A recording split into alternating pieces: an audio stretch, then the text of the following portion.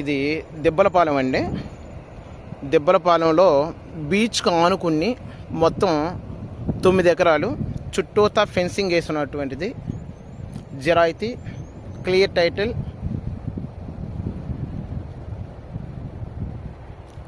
ఇలాగా కొబ్బరి తోట అంచు నుండి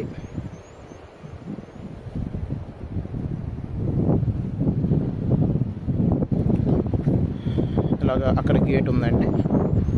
ఇలాగా చుట్టూతా ఫెన్సింగ్ వేసేసి ఉంది. ఇది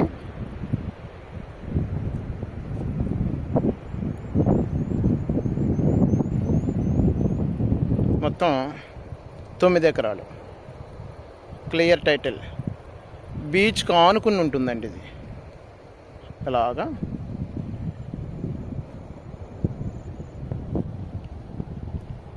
మొత్తం 9 ఎకరాలు.